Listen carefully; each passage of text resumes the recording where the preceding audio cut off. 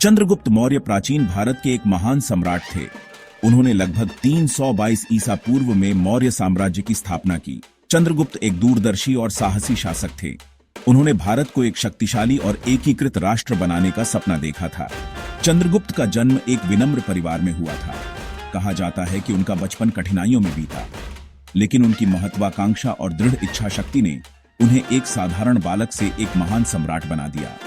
उन्होंने अपने गुरु चाणक्य के मार्गदर्शन में नंद वंश का अंत किया और मौर्य साम्राज्य की नींव रखी। चंद्रगुप्त ने अपने शासनकाल में अनेक युद्ध लड़े और विशाल साम्राज्य स्थापित किया। यह साम्राज्य पूर्व में बंगाल की खाड़ी से लेकर पश्चिम में अफगानिस्तान और बलूचिस्तान तक फैला हुआ था। चंद्रगुप्त मौर्य सिर्फ एक योद्धा ही नहीं, बल्कि एक कुशल प्रशासक और समाज सुधारक भी थे। चाणक्य, जिन्हें कौटिल्य के नाम से भी जाना जाता है, एक महान विद्वान, अर्थशास्त्री और रणनीतिकार थे। उन्होंने चंद्रगुप्त मौर्य को एक साधारण बालक से एक महान सम्राट बनने में महत्वपूर्ण भूमिका निभाई।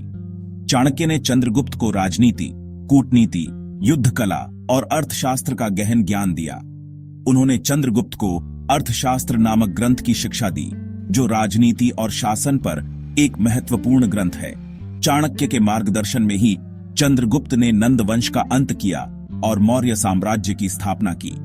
चाणक्य चंद्रगुप्त के महामंत्री बने और उन्होंने साम्राज्य के प्रशासन को सुचारू रूप से चलाने में महत्वपूर्ण भूमिका निभाई।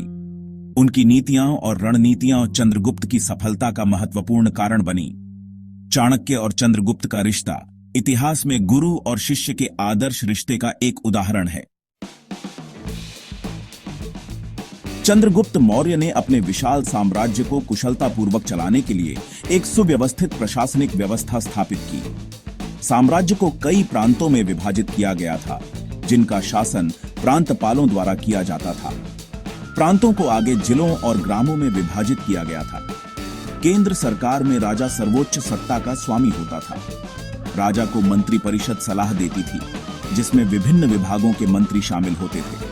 सेना और गुप्तचर विभाग पर विशेष ध्यान दिया जाता था। साम्राज्य की सुरक्षा के लिए एक विशाल सेना और एक सुव्यवस्थित गुप्तचर व्यवस्था स्थापित की गई थी। भूमिकर राज्य की आय का मुख्य स्रोत था। सिंचाई, व्यापार और वाणिज्य को बढ़ावा देने के लिए भी कई कदम उठाए गए। चंद्रगुप्त की प्रशासनिक व्यवस्था उनकी दूरदर्शिता और कुशलता का प्रमाण है। चंद्रगुप्त मौर्य न केवल एक महान विजेता थे, बल्कि एक कुशल शासक और समाज सुधारक भी थे। उन्होंने जनता के कल्याण के लिए अनेक कार्य किए। उन्होंने सिंचाई व्यवस्था का विकास किया, जिससे कृषि उत्पादन में वृद्धि हुई। व्यापार और वाणिज्य को प्रोत्साहित करने के लिए उन्होंने सड़कों का निर्माण करवाया और एक समान मुद्रा प्रणाली लागू की। उन्होंने समाज से जातिगत भेदभाव को दूर करने का प्रयास किया और सभी को समानता का अधिकार प्रदान किया।